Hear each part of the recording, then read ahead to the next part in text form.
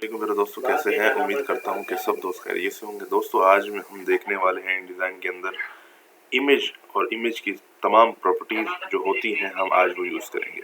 सबसे पहले मैं एक न्यू प्रोजेक्ट बना लेता हूं। आप बना सकते हैं कोई भी, मैं वही A4 साइज ले रहा हूं। और उसके बाद क्या करेंगे कि आपको मैंने दो तरीके बताए थे। एक तो आप ओपन कर सकते हैं अपनी फाइल को, फाइल पे जाएं, ओपन कर सकते हैं, यहाँ से ऐसे कर लें, आपकी मर्जी है। उसके बाद आप ब्राउज भी कर सकते हैं। उसके बाद कंट्रोल डी प्रेस करके आप प्लेस भी कर सकते हैं। कंट्रोल डी तब इस्तेमाल होता है, मैं पहले बता चुका हूँ, कि आपने उसी पेज के ऊपर अगर काम करना है तो। अब मैं यहाँ पे सबसे पहले एक चीज़ आपको ये बता दूं कि आपको कोई भी चीज़ ड्रैग करनी है इस सॉफ्टवेयर के अंदर, टेक्स्ट डालना है, इमेज डालनी है, कोई शेप डालनी है, कोई चीज़ भी डालनी है, उसके लिए आपको फ्रेम की ज़रूरत पड़ेगी।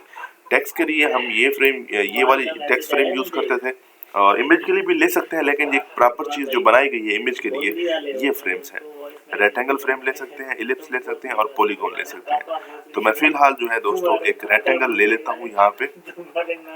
अगर आप शिफ्ट प्रेस करेंगे तो ये चारों कोनों से ना बराबर होगा। अगर आप शिफ्ट छोड़ देंगे तो ये इस तरह हो जाएगा, ठीक है। तो आप जैसे मर्जी ड्रैग करना चाहें, इसका ये एक सेटअप है। उसके बाद दोस्तों इसको इसके अंदर इमेज कैसे लेके आनी है, एक ये चीज़ है।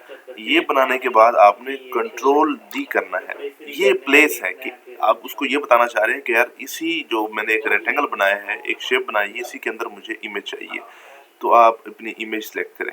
मिसाल के तौर पर ये मेरे पास एक चाय की पड़ी है, कॉफ़ी का कप पड़ा है, तो मैं इसको ड्रैग मैंने कर लिया। तो अब अगर आप देखें गौर पे, तो अगर आपके पास ये आपको शो हो रहा होगा एक ये लिंक। अच्छा जी, एक मैं इसको ड्रैग करता हूँ और एक दो तीन टेक्स्ट की चीज़ें रह गई थी जो मैंने आपको बतानी थी, वो भी मैं इसके अंदर डालता हूँ। अब मैंने एक फ्रेम और ली। अब इसके अंदर मुझे टेक्स्ट डालना है। टेक्स्ट डालने के लिए मुझे क्या करना पड़ेगा, या आप यहाँ पे जाएं, टाइप पे जाने के बाद आप यहाँ से कर सकते हैं, टेक्स्ट वेरिएबल है, इसको आप यूज़ कर सकते हैं। उसके बाद या आप इंसर्ट स्पेशल में जाकर कोई सिंबल डालें, मार्कर्स डालें, और अपना आप टेक्स्ट भी फिल कर सकते हैं, डमी टेक्स्ट। मिसाल के तौर पर अगर मैं इसमें कुछ डमी टेक्स्ट डालना चाह रहा हूँ तो मैं कुछ इस तरह इसको ड्रैग करूँगा। उसके बाद मैं चला जाऊँगा दोस्तों टाइप पे, और टाइप पे जाने के बाद मैं इसके अंदर इंसर्ट जो है वो विद प्लेस होल्डर टेक्स्ट कर लूँगा। तो ये कुछ डमी टेक्स्ट जो है इसके अंदर ये ड्रैग हो जाएगा। अब ये प्लस का ऑप्शन जो दे रहा है, ये कह रहा है अभी आपका और भी टेक्स्ट है, तो आपको पता है ये आप कर सकते हैं।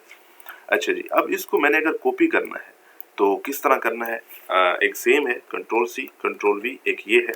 उसके बाद अगर आपने इसको कॉपी करना है, आल्ट प्रेस करके रखें, तो ये सामने ही उसके, अगर अगर आप ये चाह रहे हैं कि इसके आमने सामने ये पेस्ट हो, तो आप साथ शिफ्ट प्रेस कर लें, तो ये उसी लाइन के अंदर आपको पेस्ट करके देगा।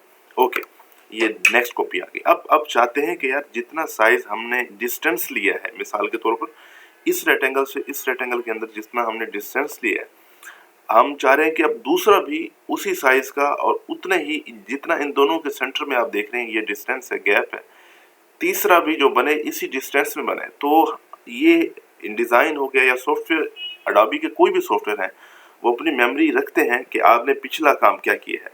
तो पिछले काम को हम रिपीट करने के लिए, या हम यहाँ जा सकते हैं डुप्लीकेट के ऊपर, ठीक है, ये प्रेस करेंगे तो सेम उसने वही डिस्टेंस, ये वाला डिस्टेंस आगे इसने पेस्ट कर दिया। और इसकी जो शॉर्टकट की है आप देख सकते हैं, कंट्रोल आर्ट शिफ्ट डी। तो ये भी आप जब करेंगे शॉर्टकट तो ये हो जाएगा। अच्छा जी, अब बात हम करते हैं, ये कुछ चीज़ें थी जो मैंने आपको मेन बतानी थी कि कुछ डमी टेक्स्ट डालना हो या कुछ आपने शॉर्टकट थी कॉपी की, और ये चीज़ें। अब आते हैं अपने इमेज के ऊपर। अब इमेज को यहाँ आप गौर से अगर देखें, ये देखें ये क्या चीज़ है, इसका मतलब ये है कि ये लिंक हुई पड़ी है इमेज। अगर आप गौर से देखें तो ये इमेज फट भी रही है। तो इसकी वजह क्या है, इसकी वजह यह है कि ये जो सॉफ्टवेयर है, ये अपने आप को लाइट रखने के लिए इसके पिक्सल तोड़ देता है, ताकि आपको ये जो सॉफ्टवेयर है वो मतलब हैवी ना हो आपके लिए, और आप इसको इजीली यूज़ कर सकें। और दूसरा ये लिंक का मकसद भी यही होता है कि ये सॉफ्टवेयर डायरेक्ट एम्बेडेड नहीं करता चीज़ों को, जो अडोब फोटोशॉप जैसे है, जैसे अडाप इलिस्ट्रेटर भी है, फोटोशॉप भी है, ये डायरेक्टली अपने अंदर जो होती हैं जितना भी आप डाटा डालेंगे उसको डायरेक्टली एम्बेडेड कर लेगा। लेकिन ये नहीं करता, ये सिर्फ लिंक बनाता है आपकी मेन डेस्टिनेशन जहाँ आपकी फाइल पड़ी होती है और इस सॉफ्टवेयर के दरमियान ये लिंक रहेगा। मिसाल के तौर पर अगर मैं इसको डिलीट कर देता हूँ इमेज को, ओके, अब वापस आ जाए तो यहाँ पे आपको भी रेड ऑप्शन नजर आ रहा है और क्वेश्चन मार्क्स शो कर रहा है। उसका मकसद ये है कि ये फाइल जो है अगर आप इसके ऊपर लेके जाएं तो वो कह रहा है कि मिसिंग, क्लिक द रीलिंक। जब आप इसी के ऊपर डबल क्लिक करेंगे तो आप इसको दोबारा रीलिंक कर सकते हैं। बेशक आपने नाम चेंज किया है या आप इसको ड्रैग कर दें, ये रीलिंक हो गई। तो ये चीज़ है इसमें रीलिंक की।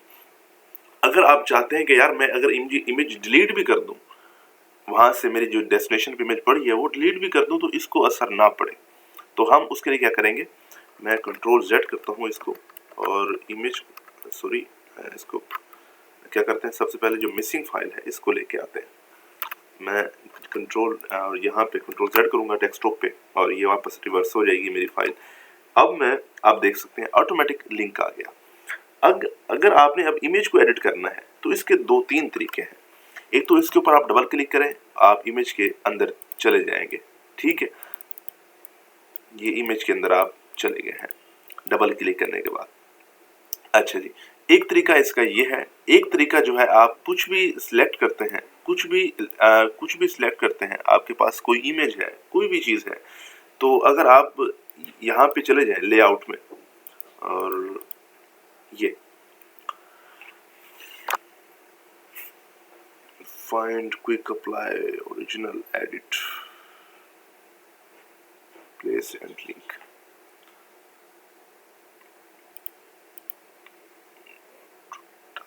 टाइप इंसर्ट स्पेशल हाइपरलिंक, किधर हो गया गैप, ये सॉरी फिटिंग, ये कुछ ही इनका जो है लेआउट वो थोड़ा डिफरेंस है, आगे पीछे गुम हो जाता है क्योंकि सभी का डिफरेंस चेंज है और ये 2022 है सीसी, तो न्यू वर्जन है, तो इसलिए काफ़ी मिस्टेक होती हैं इसमें चीज़ें ढूंढने के लिए। ये फिटिंग है जो मैंने आपको बताने वाला था अभी। ये फिटिंग के अंदर अगर आप देखेंगे तो ये आपकी ने जो फ्रेम बनाई है, अगर आप इसके ऊपर क्लिक कर देंगे तो ऑटोमेटिकली ये एडजस्ट हो जाएगा उसके ऊपर, फ्रेम के ऊपर, ओके। उसके बाद दोस्तों अगर आप इसको फिट कंटेंट, अगर आप कंटेंट के हिसाब से इसको फिट करना चाह रहे हैं तो आप ये भी कर सकते हैं, ये दोनों सेम ही है, कोई ज़्यादा डिफरेंस नहीं है। और कंटेंट अवेयर फिट ये भी एक मेन, काफ़ी सारी इनकी मतलब है, आप फ्रेम के हिसाब से भी इसको ऑप्शन है, आगे आप फर्दर यूज़ कर सकते हैं। सेंटर में रखना चाह रहे हैं तो इसको सेंटर में, ये फर्दर आपकी डिटेल है, ये आप यूज़ करेंगे जैसे आपको चाहिए। जो मेन चीज़ें मैं आपको बताने वाला हूँ इसमें। अब इस लिंक को अगर हमने एम्बेडेड करना है कि पक्का हमारे यहाँ रह जाए, अगर मैं इसकी डेस्टिनेशन डिलीट कर दूँ तो राइट क्लिक करना है और यहाँ पे अगर आपको नज़र आ रहा है एम्बेडेड लिंक, अब ये एम्बेडेड हो गई, ठीक हो गया।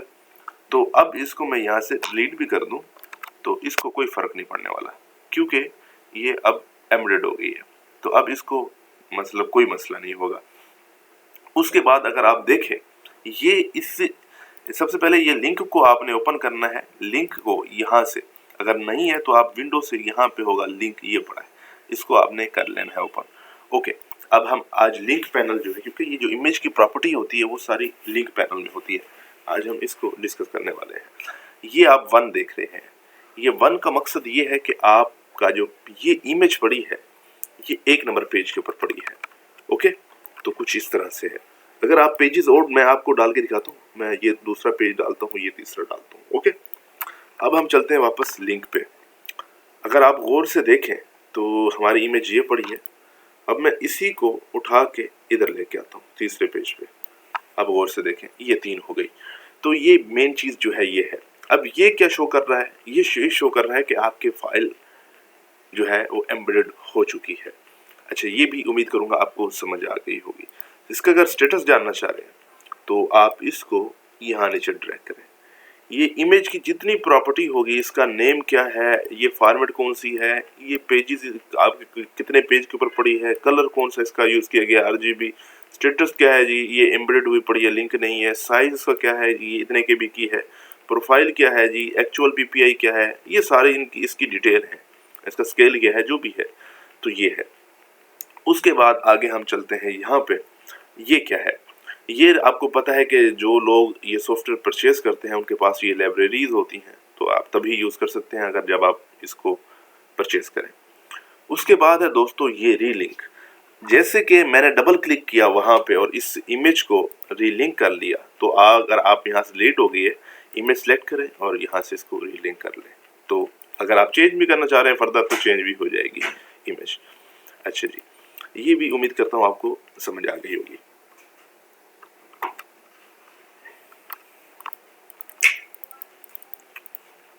ओके, ये लिंक भी आ गया।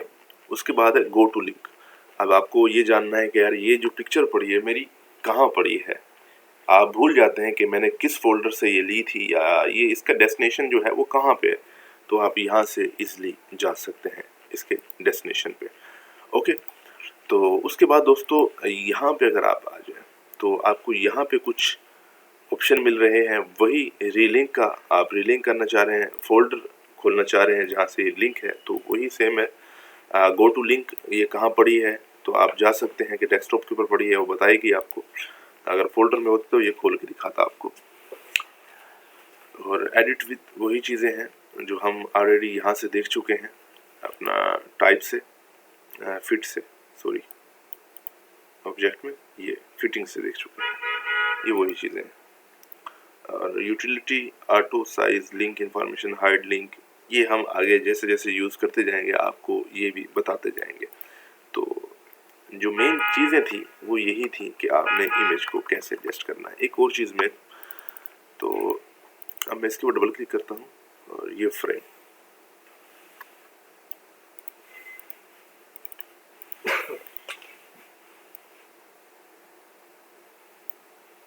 अब ये चीज़ अगर आप देखें तो मिसाल के तौर पर आपकी इमेज को मैं बड़ा कर देता हूँ यहाँ पे,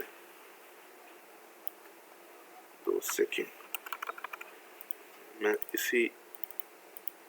इस इमेज को यहाँ से बड़ा करता हूँ, ये हो गई। और जो फ्रेम है इसको मैं वापस लेके आता हूँ यहाँ पे। अभी चीज़ देखें, अब आपको पता नहीं है कि मैं कहाँ तक इसको लेके जाऊँ तो मेरी पिक्चर जो है वो फिट आएगी। तो इसके लिए क्या करना है कि आपने जिस कोने को बड़ा करना है या छोटा करना है, अपनी इमेज को एडजस्ट करना है, तो यहाँ पे आके क्लिक करके बैठ जाए। जैसे ही ये विड्थ और हाइट शो करे उसके बाद आप देख सकते हैं आपकी जो बैकग्राउंड पे पिक्चर है वो शो हो चुकी है। आप यहाँ से इसको एडजस्ट कर सकते हैं इजीली। तो ये देखें अभी शो नहीं हो रहा, लेकिन जब आप थोड़ी देर क्लिक करेंगे और जैसे ये साइज आ जाए विड्थ और हाइट, उसके बाद ये आपकी प्रॉपर्टी जो है, आप बैकग्राउंड इमेज आपको शो हो जाएगी। ओके दोस्तों, ये बड़ी इंपॉर्टेंट चीज़ें थी जो मैंने आपको बताई। तो उम्मीद करेंगे ये भी आपको पसंद आएगा। तो कुछ चीज़ अगर क्वेश्चन हो तो आप पूछ सकते हैं, तो इंशाल्लाह आपको लाजमी देंगे जवाब। और राइट, और आज की जो वीडियो थी वो यही थी। उम्मीद करेंगे आपको पसंद आई होगी।